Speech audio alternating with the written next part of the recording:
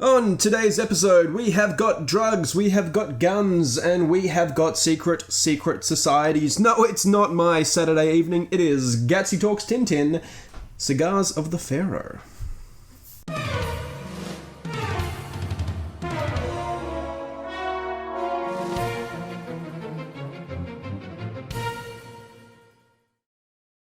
Cigars of the Pharaoh, the fourth entry in the Adventures of Tintin series, sees Hergé's boy reporter travel from Egypt to Arabia and finally to India in the pursuit of a top-secret international drug smuggling ring. The story is most famous for the introduction of series regulars Thompson and Thompson, but in of itself represents a huge leap forward for Hergé's creative practice. The story opens with Tintin and Snowy enjoying a well-deserved holiday on a Mediterranean cruise ship, where they cross paths with the ill-tempered film producer Roberto Rostopopoulos and the eccentric Egyptologist Dr. Sarcophagus. When detectives Thompson and Thompson accuse Tintin of opium smuggling after finding a stash of narcotics in his cabin, he escapes the ship and meets up again with Sarcophagus in Egypt, taking the doctor up on his offer to join him in the search for the lost tomb of the Pharaoh kiosk. Inside the tomb, Tintin discovers that it is full of boxes of cigars labelled with a mysterious symbol, but before he can find out more, he and Sarcophagus are quickly knocked out by a hallucinogenic sleeping gas. Their bodies are taken aboard a smuggling ship, but to avoid the Coast Guard, the captain orders them thrown overboard. Separated from Sarcophagus at sea, they are rescued by a gunrunner who sails them to Arabia. On land, Tintin encounters Rostopopoulos once more, finding him significantly more amicable this time around, gives the Thompsons the slip once more, and is drafted into the local colonial army. Discovering the same cigars in the office of the garrison's colonel, Tintin is arrested as a spy and very nearly executed before being rescued by the Thompsons, who are determined to follow their orders to bring him under arrest. Tintin manages to escape from both the detectives and the army via aeroplane, but runs out of fuel and crashes into the Indian jungle. There, he encounters Sarcophagus once more, who has lost both his mind and his pants, having somehow gone from endearingly eccentric to dangerously insane, attempting to kill Tintin later on the hypnotic command from a mysterious fakir. Based on a hint from the fakir, Tintin interrogates a famous poet who is visiting the local village, who reveals that there is indeed an international drug smuggling ring that is responsible for framing and trying to kill the meddlesome reporter. Before he can reveal the name of the leader of the conspiracy, however, the poet is shot with a dart covered in rajaja juice, the poison of madness, by the fakir, who escapes once more, rendering the poet as insane as Sarcophagus, though he does at least retain his pants. When attempting to bring these two madmen to the hospital for treatment, Tintin is institutionalized in the asylum instead, the fakir having forged a letter from the village doctor alleging that Tintin is actually the insane one. He soon escapes from the hospital by train, and after eluding the Thompsons yet again and becoming separated from dear Snowy in the process, meets the Maharaja of Gapijama, who reveals that his family has been long dedicated to fighting the drug trade, his father and brother having gone mad in the process. Thwarting an attempt to infect the Maharaja with the same poison, Tintin follows the fakir to the cartel's hideout and infiltrates a meeting, discovering the members include many of the respected figures in the village and the colonel who tried to have Tintin executed earlier. The Thompsons arrive, having followed Snowy's lead, but rather than arrest Tintin once more, they explain that the police have raided the smugglers' Egyptian headquarters and have confirmed Tintin's innocence. The fakir escapes yet again, and along with the unseen leader of the conspiracy, kidnaps the Maharaja's son. Tintin pursues them through the mountains in a sports car, rescuing the boy and capturing the fakir, though the leader falls into a chasm before he can be identified. Tintin returns to a hero's welcome in Gai Pajama, his second in as many books, and shows the Maharaja how opium was smuggled across the world in the marked cigars, though he speculates whether or not the adventure is truly over. Originally titled Tintin in the Orient, The Cigars of the Pharaohs was serialized between the 8th of December 1932 and the 8th of February 1934. It was a time of great change in the life of cartoonist Georges Remy, better known by his pseudonym Hergé. Professionally, he was no longer just the untrained and untested creator of a largely improvised comic strip.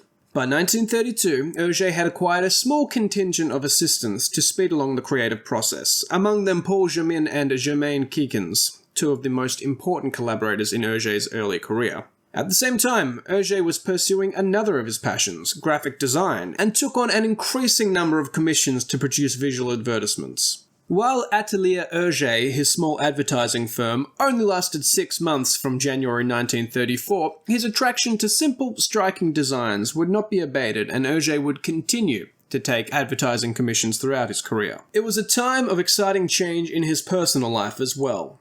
In 1932, Hergé was married to Germaine Keekins, the secretary of his editor and mentor, Father Norbert Vallès. The marriage was orchestrated, very matter-of-factly, by Vallès himself. Even more so than Hergé, Germaine admired, even worshipped their professional and spiritual leader. Pierre Assolini writes that there was no one she admired more in the world, even to the point of adopting his uncompromising political opinions. It is not surprising that Hergé would later reflect that he found himself in the shadow of the priest throughout their marriage. His relationship with Germaine would last until 1960, though due to Belgian law they would not be able to apply for divorce until 1977. While their romantic partnership wasn't one from the storybooks, Germaine herself admitting that Hergé wasn't her type and she would have preferred to have married an older man, their creative partnership was a fruitful one, and her contributions to the publication of Hergé's early stories cannot be overstated. She realised immediately the importance of Tintin, both to young readers and to her husband's creative legacy, and encouraged Hergé to make the boy reporter a priority over his graphic design. At the same time, Tintin as a character was beginning to break free from the constraints of Father Vallès' political ideology. The Tintin comics had originally been conceived by Vallès primarily as a way to entertain children while teaching them the virtues of Catholic nationalist conservatism. By 1932, however, the character had become much more than a propaganda device, and Le 20e siècle was selling as many as 10 times more copies on Thursday when the next chapter of Tintin's adventures were published. While Hergé's work had begun to appear outside of Belgium, serialized in popular papers of the Catholic press in France, Switzerland, and Portugal. In what Assolini describes as his first act of defiance against Father Vallès, Hergé would meet with a representative from the Union of Artistic Property to inquire about the balance of creative control between Hergé and the paper in which his work appeared. He would ultimately stay with Le 20e siècle until it was closed during German occupation, but it appears that by July 1932 he was determined that Tintin would remain his, and not Father Vallès' creation. This growing creative independence is perhaps why Cigars is less concerned with moralizing than with travel and adventure. Hergé, too busy working to see the world, would send Tintin in his place, and with the first 3 stories taking place in Europe, Africa, and North America respectively, the mysterious Orient would be the next logical destination. The story appeared only a decade after the discovery of Tutankhamun's tomb in 1922, and the alleged curse of the Pharaoh that captured the public imagination. The idea of a cursed tomb would be explored more dramatically in the later Tintin adventure, 7 Crystal Balls. In Cigars, Hergé merely takes the aesthetics of Oriental mysticism, portrayed most creatively in Tintin's hallucinogenic dream sequence inside the tomb, with the hard-edged world of drug smuggling and gun running. These are not Tintin's assignment, however. For once, the boy reporter isn't looking for trouble, and he is in fact enjoying a well-deserved holiday when trouble manages to find him, framed and hounded in true Hitchcockian fashion. Harry Thompson notes that, whereas Soviets, Congo, and America introduce hazards at random intervals, Cigars of the Pharaoh introduces a genuine sense of fear without recourse to deus ex machina. Indeed, for the first time, there is mystery in the series. Tintin is hunted once more, but this time we are not sure by whom. Even by the end of the story, the mysterious ringleader of the smuggling ring is never seen, and it is not until the conclusion of the story's sequel, The Blue Lotus, that Tintin discovers it is in fact Rostopopoulos, the bombastic film producer Tintin aggravates aboard the cruise ship in the opening scene, but who later appears as a magnanimous and generous ally. In a sign of his increasing narrative ability, Hergé litters clues to solving this mystery throughout the pages of Cigars. The poet Zloty manages to stammer, "The boss, film, don't trust," before succumbing to madness. Similarly, on the final page of the revised edition, there is a newspaper clipping discussing the arrest of the drug ring, while the story next to it, almost entirely obscured by the panel's frames, reports that Rostopopoulos has mysteriously gone missing. Recalling the slapdash, seat-of-your-pants action of Land of the Soviets, published only 3 years earlier, and it is clear how far Hergé has come in plotting his stories in advance. However, Harry Thompson also notes that the story still obviously suffers from being written on a week-by-week basis, and the author's decision to change locations midway from the Middle East to India necessitates a sharp degree of coincidence, with Tintin running into both Sarcophagus and Detectives Thompson and Thompson in India by sheer chance. However, Hergé is of course far from the only author to utilise coincidence to further a plot. Culturally as well, we are mostly spared any grotesque national or ethnic stereotyping. The Arabs and the Indians are ill-tempered and fanatical, but the real villains are a clique of European colonial elites, though the inclusion of their purple Ku Klux Klan garb appears too clumsy to be a direct indictment of the American group, and is probably instead designed to evoke images of secret societies generally. The attempts by the Hindu devotees to slaughter Snowy for disrespecting a sacred cow remain pretty patronising today, but whether because Hergé was embarrassed by the nationalist chauvinism of the earlier Tintin in the Congo, or because the colonial masters in this case are British and not Belgian, Tintin's exploits in Egypt, Arabia and India aren't focused on extolling the white man's burden. The colonial mission, integral to Tintin's second adventure, is only a memory by his fourth. Similarly, Hergé seems to make amends for the wholesale animal slaughter in the Congo by having Tintin befriend a herd of elephants without even murdering one of them. The carving of a wooden horn as a means to communicate in elephant language, however, seems to be a childish and cartoonish holdover from his earlier writing. By book number 4, such instances are becoming rare. In Cigars, Hergé is also beginning to flex his creative muscles in creating memorable and dynamic characters for his hero to interact with. As Michael Farr notes, Hergé was creating a cast of characters, a family, around Tintin and Snowy that he could draw on in the future to give the narrative both a feeling of depth and familiarity. Farr cites this family dynamic, along with the greater degree of detail and accuracy in Hergé's artwork, as part of a formula that would make Tintin an enduring success, and part of the reason Cigars of the Pharaohs should be regarded as a key adventure in the series' development. Though this story marks the only appearance of Dr. Sarcophagus, with his Edwardian dress and absent-mindedness, he is often regarded as a prototype for series regular Professor Calculus, who would not debut for another decade. Rostopopoulos would reappear as the main antagonist in both The Red Sea Sharks and Flight 714 to Sydney, and is often regarded as Tintin's arch-nemesis. The revised edition also retroactively marks the debut of Alan, the treacherous sea captain, who would later appear as Rostopopoulos' accomplice, though he remains unnamed and only has a small appearance here. However, the most important characters included in Cigars of the Pharaohs are undoubtedly the detectives Thompson with a P and Thompson without a P. Relentless, hapless, and indistinguishable from each other except by the curve of their mustaches. The inspiration from their design may have come from Hergé's father and uncle, who were twins that often dressed identically to cause confusion. Their design also bears a striking resemblance to two detectives photographed on a 1919 cover of French magazine Le Mirror, resplendent with matching suits, mustaches, and bowler hats, though Hergé, typically happy to cite his inspirations, swore he never saw the issue in question. In the original edition of Cigars, the detectives are identified only as agents X33 and X33A, with their names coming later and remaining unique in every language. Dupont and Dupont in French, Hernandez and Fernandez in Spanish, Skapti and Skafti in Icelandic. They are humorous in their debut appearance, but not the clowns they would become. Indeed, series regulars may be surprised at exactly how competent the detectives are in their first outing, managing to save both Tintin from a firing squad and Snowy from ritual execution with a sense of cunning that would abandon them in later adventures.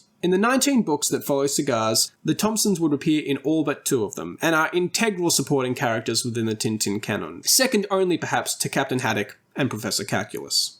The Maharaja of Guy Pajama would be the first of many despots Tintin would befriend on his travels. Pierre Skilling asserts that Hergé saw monarchy as the ultimate form of governance, though later sovereigns such as General Alcazar and Emir Mohammed ben Khalil Shazab would have their megalomania satirized more than the saintly Maharaja. It's quite possible that Hergé never shook Valèse's distrust in parliamentary democracy. While the changing Tintin adventures reflect the author's growing liberalism, it would be untrue to argue that democratic values are ever championed in the series, and more often than not, absolute monarchs, providing they are good people, are ultimately a force for good in Hergé's world. Cigars of the Pharaohs would be the first book to drop the Tintin in prefix of the title, and was the first story published in hardcover format by publishing house Custerman, before undergoing a number of changes when revised in colour a little over 2 decades later. In the revision, some scenes, such as Tintin using a block of chocolate to distract a nest of snakes in the kiosk tomb, are removed altogether. Similarly, the generic Arabian city in which Tintin explores is explicitly Mecca, where Tintin is forced to disguise his whiteness. He is chased out not for dodging conscription, as in the later edition, but because he is exposed as a Christian in the Holy Islamic city. These revisions in 1956 seem aimed at making Cigars fit in seamlessly with the contemporary Tintin stories, resulting in some truly odd continuity errors when reading the albums in chronological order. For example, Snowy remarks that he would be perfectly happy at Marlinspike, the chateau that would not become their home for another decade. After his first encounter with Rostopopoulos, Tintin comments that it's not the first time they've met, even though, of course, it actually is. This comment can at least be seen to still make sense within the story's canon, as there is an unnamed figure at the banquet scene in Tintin America that bears a striking resemblance to Rostopopoulos. More nonsensical, however, is when Partash Pasha tells Tintin he is a fan of his adventures and shows him a real-world copy of the album Destination Moon, a story that Hergé wouldn't write until 1953. For Tintin enthusiasts, these are glaring but ultimately amusing errors in continuity. I took to the Adventures of Tintin subreddit to ask some Tintin fans what they thought of Cigars of the Pharaoh and where it stood in relation to the rest of the series, and I'd like to go through some of the responses here. Username Kurafai says, "For me, this album is the beginning of the modern Tintin albums, and it announces the Blue Lotus, which is the first serious album. That's why I consider the Cigars as a very important album. Not weak, that I still like reading after years. A great adventure." I understand what you mean about the first sort of modern Tintin album. As I've said previously, I think you can mark those first three, Tintin, Land of the Soviets, in the Congo, in America, as very much Hergé learning as he goes. This very much seems like his first concerted effort to make a coherent and exciting story. And I think something that affects Cigars of the Pharaoh's legacy today is that it immediately precedes the Blue Lotus, which is considered by many to be the first masterpiece. You know, Cigars of the Pharaoh doesn't get that same sort of reception. It's sort of regarded as the lead up to sort of the better sequel in the Blue Lotus. But I think in terms of Hergé's craft, everything is present there. So I would agree that it is the first modern Tintin album, absolutely. Username Novo Magocho says, "Cigars of the Pharaoh is one of the best. I love the story and the mystery in this one. It has some memorable side characters like the Maharaja and the Fakir, and introduces us to one of the main villains, Rostopopoulos. But mostly I like how it led to probably my favourite book, The Blue Lotus." But I think you're right about the side characters there. We saw some of that in Tintin in America, crafting these very funny or very interesting, dynamic supporting characters. And I think Maharaj is a bit sort of bland for my liking. He's just this really nice king. Like, I think when it came to Hergé satirizing monarchs and despots, Alcazar and Mohammed Ben Khalid Shahzab, I think they're a lot funnier. Definitely having the Fakir as this mysterious villain that's sort of hunting Tintin I think it's a step up from just the sort of the gangsters and the thugs from earlier stories. Username Don Mills Finest comments, "To me, it's the proto-Tintin. It flows much better than the previous 3 books, and it has a much more complex and interesting story that continues into 2 books. It relies less on stereotypes and more on research, and isn't a propaganda piece, although it doesn't have nearly as much research as the books that would follow. Hergé also comes into his own as an artist in this one, as he draws more creative scenes like the one where Tintin is hallucinating in the Pharaoh's tomb. Essentially, it's a Tintin book that sets the stage for probably what is the most important in the whole series, the Blue Lotus. All the hallmarks of the Blue Lotus that will become staples of the series were first explored in Cigars of the Pharaoh. A great book, and one that sets the stage for the immense work that will follow." I agree with, quite a lot of that. I mentioned in the review how for the first time we've got this element of mystery there. We're not sure who is after Tintin, and even at the end of the story, we've got this cliffhanger. We're not sure who the ringleader of this secret society was, even though the clues were sort of littered throughout. I think that represents a serious step forward. Also mentioned how it's not so much a propaganda piece. It was sort of the first one, as I said in the review, where it wasn't Norbert Velez saying, "All right, here's how we can use Tintin to further the this ideology." It was a lot more inspired by Hergé's interest in the rest of the world, and I think that does reflect in the research, which we've got some pictures of sort of the comparisons of the research in Hergé's articles and the finished product. And that dream sequence where he hallucinates in the tomb is really creative and something we don't really see a lot of in the Tintin series, but it's very, very well done, and it's really a creative stretch from what he exercised previously. Username Camo Truche, hope I'm saying that right, comments, one of the weakest. To me, it feels very much like a transitional album, where Hergé started telling a more coherent story, but it still has some of the more episodic and disjointed elements that he had in his earlier work. I do see the merit in that as well, especially with this sort of slapdash changing of locations going from Egypt to Arabia to India. And Corny5Jokes responds, agreed, I think that Hergé really gets into his element with the Black Island. So that's interesting. We won't cover the Black Island in this season of Gatsby Talks Tintin, but I do really have a soft spot for the Black Island. But it is interesting to see someone say he doesn't come into his element until the Black Island, because most people put it down to the Blue Lotus as his coming into his element.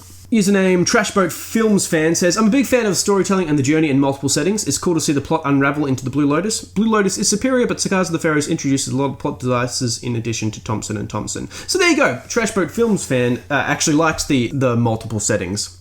Username Sorf_poor comments, definitely one of the weaker stories. It was an earlier one before Hergé started doing a ton of research for his stories to get a realistic setting. It has a plot that is too close in many ways to The Crab with the Golden Claws, but with a weaker story.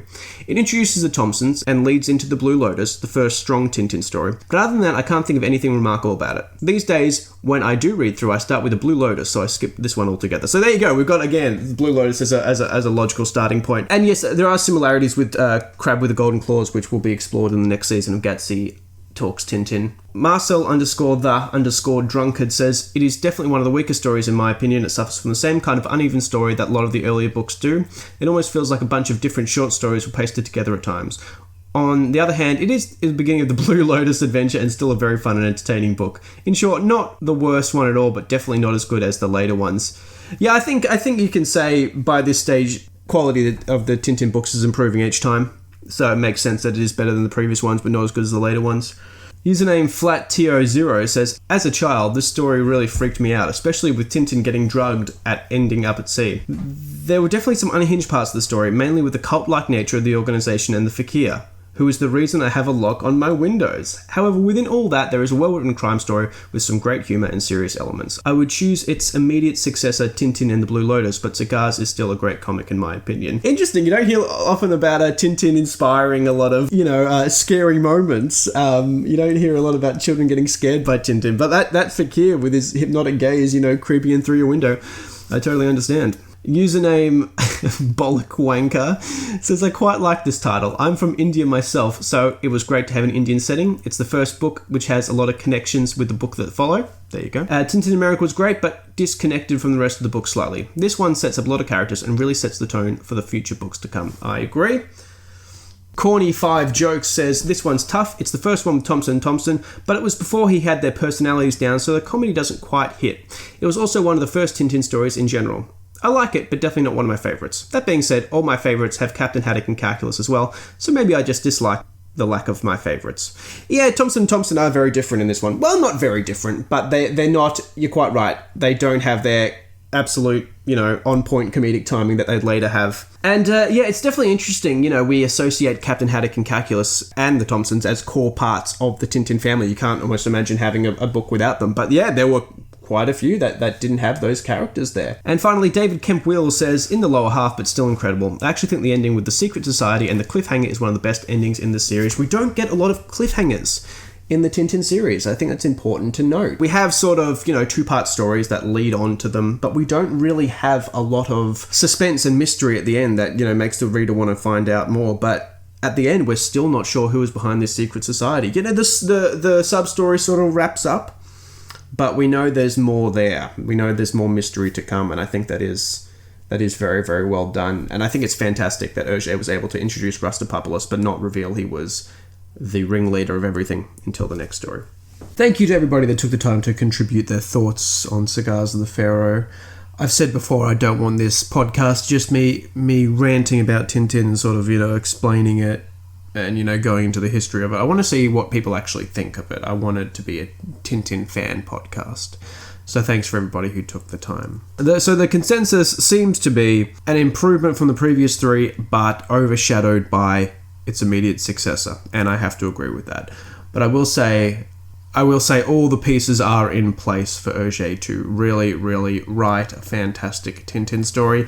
And I think from the next story onwards, everything is pretty much a home run, with maybe some few exceptions that really maybe missed the mark a little bit. I think it's really, really consistent from the next story onwards. So, for the next episode of Gatsby Talks Tintin, the season finale, if you will, we will be exploring what is referred to by Tintinologist Michael Farr as not Hergé's only masterpiece, but Hergé's first masterpiece, Tintin and the Blue Lotus. In the meantime, I would love it if you would follow me on Instagram at tintin.podcast. You can also check out the show at laterrichard.com/Tintin. That's LATTERATURE/Tintin for a bit of a look at behind the scenes, the research and the creation of these albums. As always, though, thank you so much for listening, Tintin heads, and I will see you next time.